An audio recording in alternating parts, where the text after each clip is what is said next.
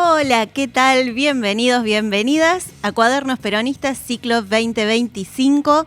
Volvimos, este es nuestro segundo año. Estamos desde el Parador San Bernardo con Amancay López. ¿Cómo estás, Andrea? ¿Todo bien? Muy bien, ¿vos? Todo bien, acá desde el Parador, aparte con una nueva locación para el ciclo 2025 de Cuadernos Peronistas. Un lujo. Y se nos suma Bauti Torres. Bienvenido, Bauti. Un gustazo estar acá. Y bueno, veremos qué es lo que depara para la Agenda 2025, que es un desafío no menor.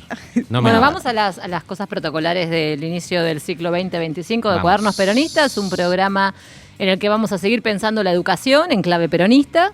Pero además vamos a pasar algunos avisitos propios de la locación, como veníamos diciendo. Estamos en el Parador Municipal, en el Partido de la Costa, y vamos a agradecerle al secretario de Turismo, le vamos a agradecer al intendente municipal, que también estuvo con nosotros el ciclo pasado, sí, ¿no? Sí. Juan de Jesús. Y bueno, y la idea es que por ahí en este primer programa podamos tirar bastante carne al asador en relación a lo que vamos a hablar sobre educación en líneas generales, sobre educación en particular en nuestro país y sobre el momento que nos está tocando vivir con este presidente que tenemos. Que es todo muy apto, muy arriba, todo muy pro instituciones e inversión en educación. Así que tenemos una tarea ardua y también la posibilidad de proyectar, de pensar, de construir, de pensar, debatir. De imaginar y transformar, como nos invitó Cristina Fernández de Kirchner en el Congreso de Educación que se dio en el 22 de marzo de este año. Un poco la idea que tenemos para este ciclo tiene que ver con ese Congreso.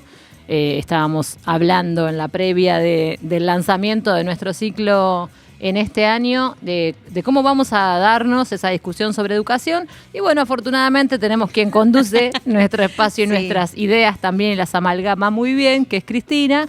Y es un poco el segundo de los tres encuentros, ¿no?, que fue haciendo Cristina. Que ya tiene desde el 2024 en ejes prioritarios para trabajar un plan y un proyecto de gobierno. Exacto, en clave programática, digamos, ¿no? En noviembre del año pasado fue el encuentro en Rosario, el Encuentro Nacional de Salud. En marzo de este año, este Congreso Educativo Nacional. Claro. Y hace muy poquito el Congreso en relación a la cultura, el encuentro con la cultura popular. Así que un poco la idea es retomar esa agenda, para lo cual tenemos un montón de cosas para discutir y para ir pensando cómo las vamos a ir enhebrando. Sí, y quiero retomar esto. Nosotros cuando decimos segundo ciclo es porque ya el año pasado nos dimos a la tarea de reflexionar en educación en clave filosófica, en educación y trabajo, en pedagogía de la memoria. Digo, tuvimos mucha producción. Este año los compañeros de EVA en Vivo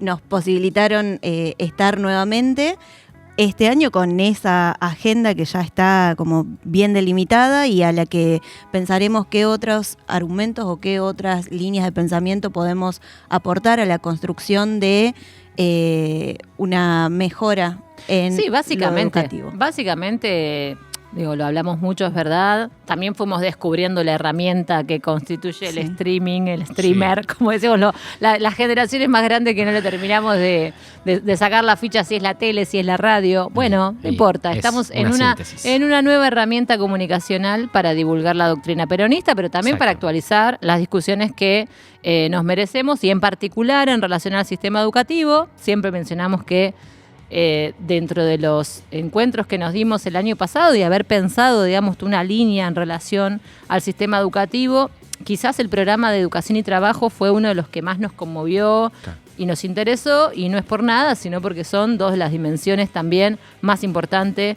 de la doctrina peronista. Así que bienvenido sea, y no por nada la jefa también, ¿no? En su segunda aparición lo que nos propone es la revisión y la transformación de la educación para lo que viene. Y tenemos invitada de lujo para este primer programa. Con muchísima alegría la convocamos. Ella nos convocó el año pasado. Este año la invitamos a que a la apertura pudiéramos tener su voz. La compañera Maru Bieli, que es docente, que es socióloga, que actualmente es legisladora en Cava, que estuvo sentada en esa mesa, en ese congreso educativo con Cristina y con Susana Reyes, de quien luego dedicaremos y podremos conversar en otros programas. Y la tenemos en línea, Maru. Hola, Maru, ¿cómo estás? Bienvenida a Cuadernos Peronistas 2025. Acá Andy. Amancay. Amancay. Bauti, un gusto, Maru. ¿Cómo están? Gracias a ustedes por la invitación.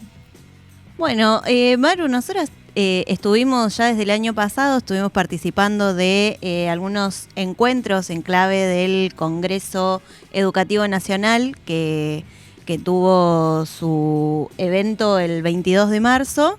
Bueno, y queríamos que nos cuentes, que nos compartas cómo fue, cómo es que se gestó, cómo se empezó a organizar, con qué convocatoria. Bueno, ese encuentro se viene pensando desde hace mucho tiempo y creo que lo que sucedió fue que éramos muchos y muchas las militantes políticas que nos dedicamos a educación desde nuestros distintos lugares de inserción. Yo soy legisladora puntualmente en la Ciudad de Buenos Aires, vicepresidenta de la Comisión de Educación, pero hay compañeros y compañeras a lo largo y a lo ancho del país que creo que nos sentimos convocados a una consigna incómoda que nos planteó Cristina respecto de la necesidad de dar discusiones y debates que justamente nos quedaban incómodos, pero que necesitábamos darlos fundamentalmente con una consigna y una tarea que es reconectar con altos niveles o algunos niveles de frustración que nuestra sociedad tiene con lo que el Estado estaba pudiendo garantizar en función del acceso a derechos. Lo digo en términos generales, creo que con educación puntualmente hay algunas ideas que ella venía desarrollando, como, bueno, por qué quienes son parte de nuestro pueblo, incluso de los sectores medios bajos, cuando tienen un pesito más en el bolsillo, lo vuelcan a la educación privada para sus hijos, sí, ¿no? ¿Qué era lo que pasaba con quizás niveles de ausentismo que se ven en las escuelas, que excede ya el ausentismo de los docentes y de las docentes y que tiene que ver con el ausentismo de los estudiantes y de las estudiantes? Y entonces, ¿cuánto de lo que para nosotros significaba el Estado presente, en verdad a grandes sectores de nuestra población ya no les hacía eco, ¿no?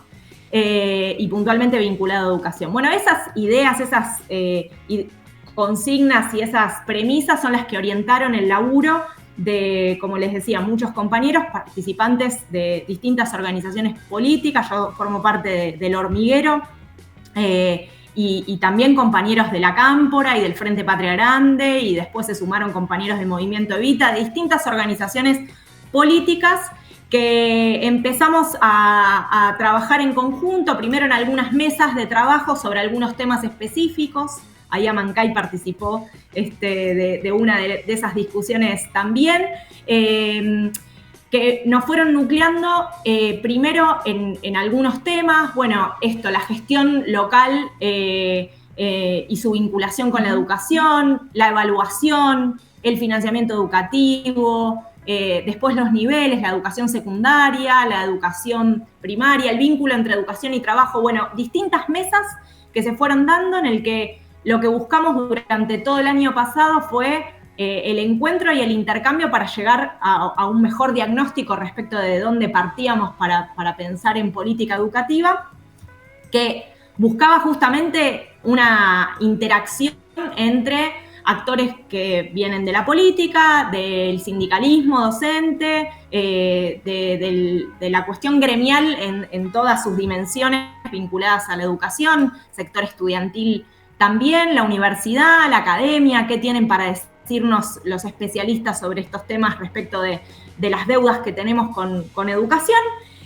De esas mesas de trabajo, que fueron 11 mesas de trabajo, surgió un documento que fue el documento base sobre el que se discutió nueva estatalidad, líneas para una nueva estatalidad en materia educativa, y ahí nos dimos la tarea de hacer esta enorme y hermosa convocatoria que tuvimos el 22 de marzo, que contó con compañeros de distintas provincias del país y que tuvo un formato que para mí fue bien interesante, que fue primero escuchar las experiencias educativas, toda una primera parte de escuchar qué es lo que se viene haciendo en la escuela, porque creo que parte de la tarea también de nuestra fuerza política es reivindicar lo que se hace y lo que funciona muy bien, y el esfuerzo que le ponen muchos docentes, equipos directivos, pibes, estudiantes, municipios, provincias a que la cosa funcione, y eso fue lo primero que hicimos, y después algunas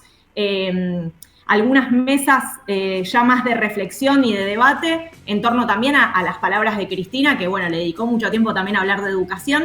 Sí. Así que ese fue un poco el espíritu que guió ese primer encuentro, cuyo nombre es Imaginar y Transformar, que también dice mucho, me parece, claro, de la tarea que nos propusimos.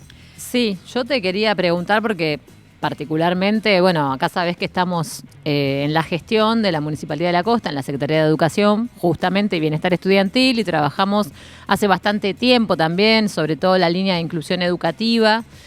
Así que primero que fue muy, muy interesante esa convocatoria del año pasado, donde pudimos encontrarnos con otros compañeros y compañeras de gobiernos locales, que a la luz de los últimos años, 10, 15 años, obviamente las transformaciones de los municipios como órganos de gobierno local fueron muy drásticas en relación a quizás competencias, incumbencias que tienen en relación a niñez, género, que parece como que pasaron muy rápidamente, pero que hoy esa referencia que tienen las comunidades en relación a los gobiernos municipales queda todavía como muy lejos de un ritmo que tiene la escuela en relación a compartir de alguna forma, ¿no? la competencia, como le llaman, sobre el ámbito pedagógico, sobre la administración de esos conflictos que tienen los pibes, las pibas, con los docentes, a veces el encuentro, desencuentro de jóvenes y de adultos y todo lo que sí por ahí podemos decir o acompañar. Pero vos dijiste la palabra incomodidad, y nosotros todo el tiempo estamos remitiendo a ese último año del gobierno de Cristina, cuántas cosas dejó planteadas, ¿no? de cuestiones que iban a ser incómodas, el país incómodo para dirigentes, desde el discurso del 1 de marzo, del inicio de sesiones, hasta el último del 9 de diciembre, cuántas cosas que pasaron, cuántas discusiones pendientes todavía tenemos. Entonces, bueno, nos interesaba mucho escuchar, compartir y contarles también a todos los que vamos a empezar a sumar a esta discusión a través de esta herramienta, en relación a cómo ese congreso parecería, decime vos, si no, si estamos orientados, una propuesta programática en relación, ¿no? al sistema educativo, pensando en un gobierno nacional y popular nuevamente en el Estado Nacional. Tal cual, Amancay. Es un poco la tarea, me parece, ¿no? De la etapa, que en algún punto es difícil porque en materia educativa creo que en todos los planos, pero en materia educativa estamos en franco retroceso y la verdad es que nos está costando la tarea de la resistencia frente a las políticas de Milei. Cristina decía, bueno, hay que ver qué pasa que la sociedad defiende aquello que le parece que es útil y qué pasa, cuáles son los actores y los sectores dinámicos de nuestra sociedad que están defendiendo todo el presupuesto que se le arrebató al sistema educativo en general, más allá del universitario. Uh-huh. ¿No? Todo cómo se discontinuó el Conectar Igualdad y todas las políticas y cómo una parte del salario docente, que era el FONID, sí, ya no está más, y cómo, bueno, esa tarea de resistir respecto de la avanzada de Milei es una de las tareas, que igual nos está costando, pero es una de las tareas, pero creo que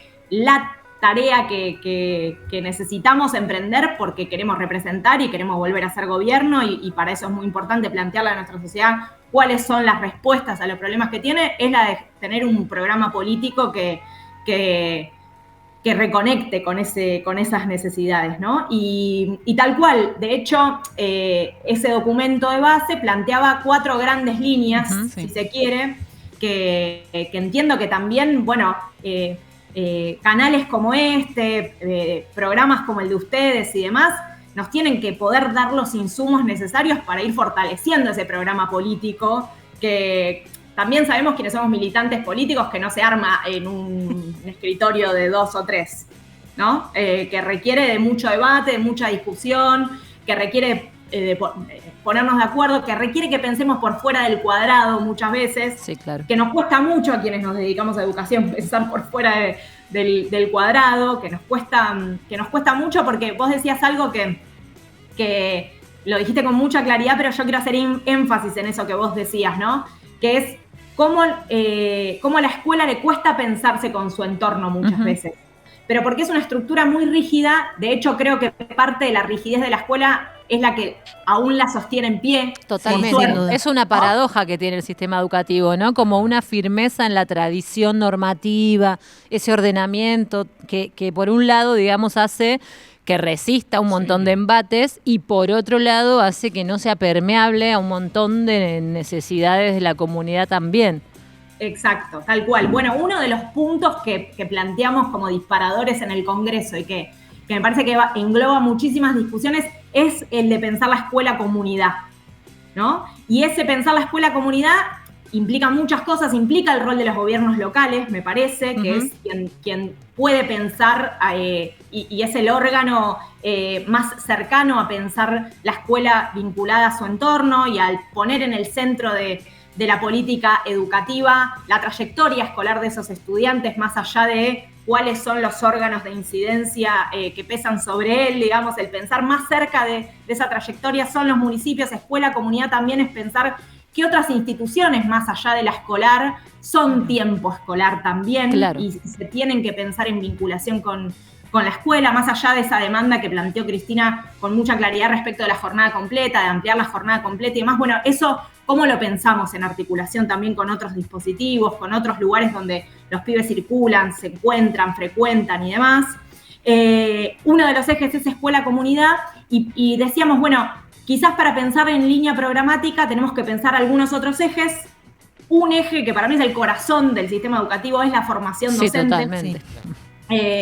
El resto los tenemos que pensar después y en paralelo, pero la formación, y me atrevo a decir la formación y la carrera docente como dos componentes indisociables que no son lo mismo, que muchas veces hacemos mucho más énfasis en pensar la formación y no tanto, o no nos atrevemos tanto, o no hemos pensado tanto la importancia de la trayectoria del docente, de cómo generamos una palabra difícil para nuestro lenguaje, cómo generamos los mejores incentivos para que los docentes no se quieran ir del aula, para que se quiera estudiar para ser docente, para que existe un aspiracional dentro de la carrera docente también. Creo que ahí hay un... Lo planteó en el Congreso incluso, creo, y es una idea que nos resonó en ese momento, que tenía que ver con cargos directivos. La de la carrera de directivo como una carrera específica de gestión quizás de una institución educativa, a diferencia de la formación docente para el desempeño de docente, digamos, del ámbito pedagógico del aula,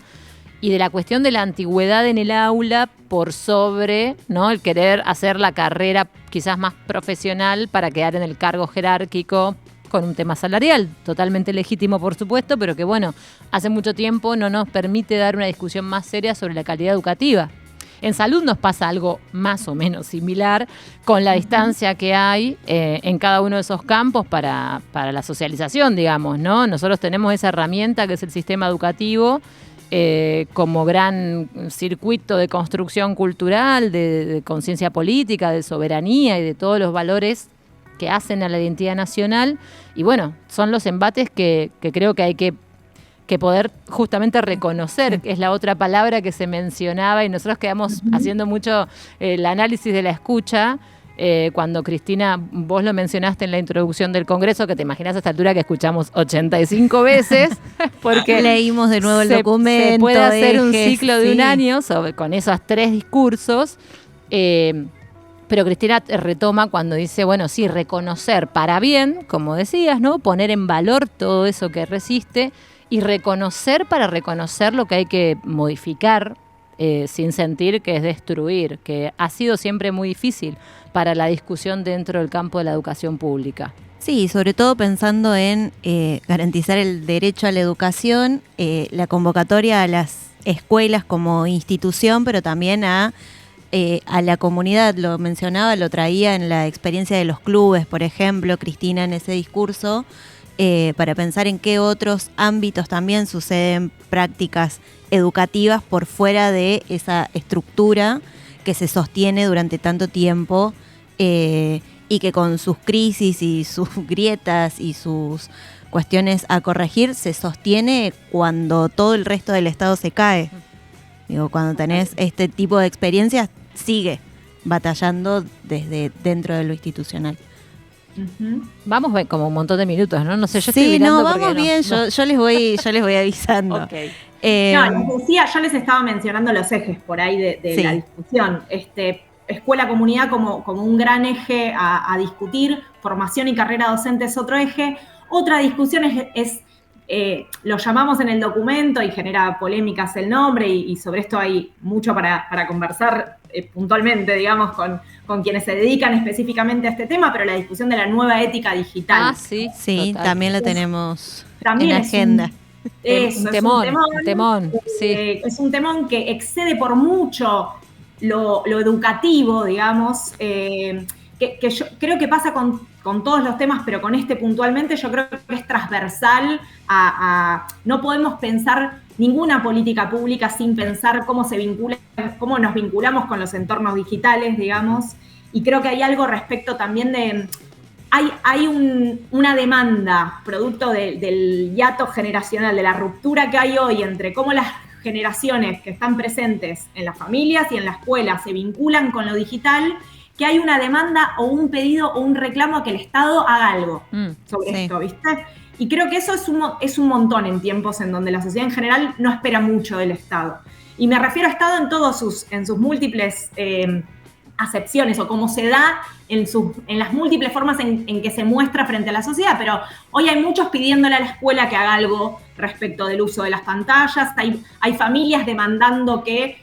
Bueno, yo creo que ahí hay mucho de lo que agarrarse para plantear críticamente cómo nos vinculamos con lo digital hoy, cómo los estados tienen capacidad o no, o se pueden generar capacidades para regular el uso de plataformas. Sí. Creo que es una discusión que excede el prohibicionismo o no, o lo que sucede en el aula, y que es mucho más profunda y que es un paraguas también para pensar en clave programática una política educativa. Y el cuarto punto, que es, bueno, cómo se vincula el sistema educativo obligatorio, fundamentalmente la secundaria, con el mundo del trabajo, con la universidad, con la educación técnico-profesional, con el desarrollo del país, bueno, ahí también creo que hay un eje que hay dentro de cada uno de ellos hay mucho para profundizar, pero que funcionan, me parece, como 4 grandes ordenadores para la construcción de política educativa, que bueno, que la tarea ahora es también seguir profundizando, ¿no? Sobre esos ejes, y creo que es parte de lo que tenemos que hacer por delante. Nosotras estamos un poco en esa. Sí, por eso pensábamos, cuando fuimos al Congreso fue como, bueno, este año vamos a volver a hacer el ciclo, porque en realidad también intentamos el año pasado armar como un guión, digamos, del año para el programa, y fueron surgiendo. La idea principal era pensar la educación en clave peronista.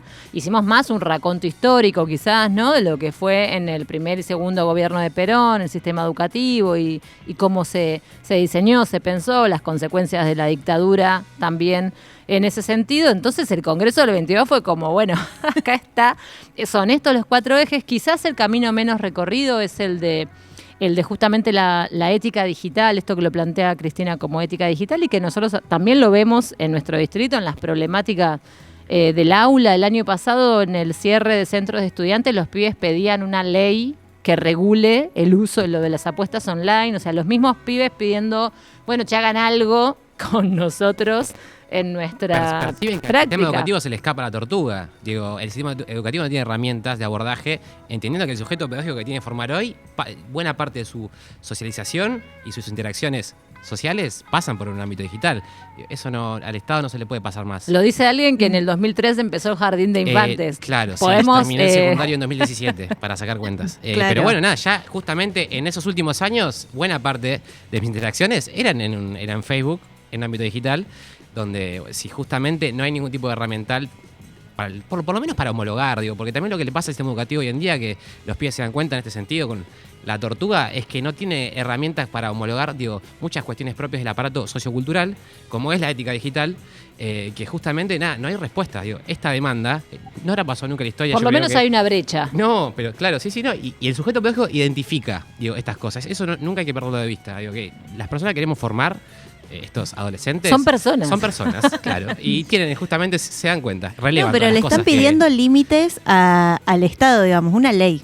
No hay... Total. Bueno, es que es de esa demanda que Sí. hay que construir, me parece, cuáles son las respuestas y cuáles son los ámbitos de gobierno que pueden dar esas respuestas, que tienen que dar esas respuestas. Y yo creo, ¿cómo hacemos también para identificar que esta es una problemática que excede por mucho a la escuela, sobre la que la escuela tiene algo para decir, pero que incluso es una buena excusa, si se quiere, una buena puerta de entrada para el laburo con las familias, ¿no? Sí, Claro. sin Que me duda. parece que es un actor que también, digo, es difícil de identificar como tal, porque también lo que sucede es que cuando aparecen figuras de padres organizados en general tienen, pero digo, nosotros, nuestra tradición política, la familia organizada en torno a la educación de los niños en clave no solo cooperadora escolar, sino, bueno, digo, creo que estamos viviendo en esta etapa en un corrimiento de cuál es el rol de todos los que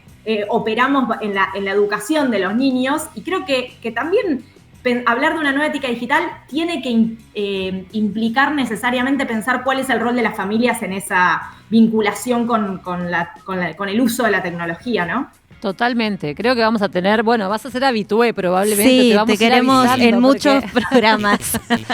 Porque hay, sí, muchas como discusiones conceptuales. Hemos hablado a veces el concepto de disponibilidad de adultos también, ¿no? De cuántos adultos disponibles hay más allá de que estén presentes en distintos ámbitos para tener un acompañamiento. Hablábamos de delegación de la autoridad en el aparato, en la pantalla, o en el, ¿no? Hay como funciones de constitución psíquica incluso para los pibes que deben ser acompañadas o vienen siendo acompañadas por un humano hasta la actualidad, y que ahora eso que vos recién lo mencionás y me quedó resonando así, como el corrimiento de los roles y las funciones, pero que los humanos seguimos siendo humanos, entonces que en ese acompañamiento, ¿cómo vamos a garantizar esas funciones básicas para acompañar el desarrollo de los pibes, básicamente? Así que es recontra mil complejo, hermosos temas. Sí. Maru, ahora sí se nos medio acaba el tiempo, pero nos encanta que hayas estado en este primer programa. Queríamos que seas como la madrina Wow. del ciclo 2025 porque nos inspiró mucho y claramente hay un trabajo enorme tuyo, compañera, en haber concretado ese hermoso congreso que pudimos compartir en marzo. Bueno, un honor para mí y de verdad creo que lo que podamos construir de acá en adelante, o sea, que el Congreso fue un buen disparador, Sí, pero sí. que está en nosotros, en nosotras y en quienes recojamos. Hay otra palabra además de reconocer que es asumir, que se dijo y que después... Y bueno, creo que ustedes también están asumiendo una responsabilidad cuando ocupamos espacios como estos para dar debates profundos, para salir de las discusiones meramente electorales, para pensar en programa político, en este caso de política educativa. Así que para mí es una herramienta re importante y súper valiosa la que van a desarrollar en este ciclo de este año. Así que a disposición y bueno, estaré atenta y escuchando todo lo que discutan y conversen ahí. Bueno, Maru, muchísimas gracias y te esperamos en nuevos programas. O acá, presente. Sí, Mirá el con mar, la playa. mirá el fondo que No me tenemos. iba a autoinvitar, pero Sí, la verdad sí. es que me da mucha envidia, les voy a decir, Próximo. con ese fondo. Es todo, es lo más lindo que tenemos en este pedacito del país. Así que sí, acá siempre invitadísima. Hermoso. Bueno, un gustazo, Bueno. compañeros. La seguimos. Un beso. Chau, chau. Ay, quedamos bien arriba con Maru. Bueno, pero la verdad es que muy necesaria esta participación como para poder encuadrar y también que el público sepa de qué viene este siglo de Cuadernos Peronistas, porque hay una propuesta muy ambiciosa para revisar, para discutir y bueno, para imaginar y transformar. Yo estoy como para que sigamos de largo y hablemos plenario, 4 horas. De cada uno de los cada temas, uno, ¿no? Porque sí. te disparan la cabeza. Bueno, pero aparte porque son las necesidades un poco... Nos quedaron un montón de cosas para preguntarle a la compañera, pero también hubo una asociación con hacernos cargo, ¿no? Esto, asumir, reconocer, pero esta cuestión también de aquello que la sociedad no está pudiendo valorar como útil, como efectivo, como realidad efectiva, ¿no? No podemos seguir declamando cosas que no estén concretamente sucediendo si queremos también construir una defensa colectiva de aquello que nosotros, consagramos como derechos adquiridos del pueblo argentino, básicamente. Y con esto terminamos el primer programa con ganas de muchísimo más. Quedó corto. Quédense ahí, síganos en @evenvivo y en Instagram @educacionlacosta para ir conociendo de qué vamos, de qué va ¿De qué viene este 2025? ¿De qué viene? Punto a la costa. Y si no les interesa tanto eso, tenemos el mar. También pueden mirar Miren ese el fondo Claro. maravilloso que Sí. tenemos acá en el Partido de la Somos Costa. un fondo de pantalla en vivo. El parador de San Bernardo. Promotora. Bueno, muchas gracias por acompañarnos. @evenvivo, @educación la costa. Gracias Marquis, Caro, Aman, Bauti y quien les habla, Andy. Nos vemos el próximo sábado. Adiós.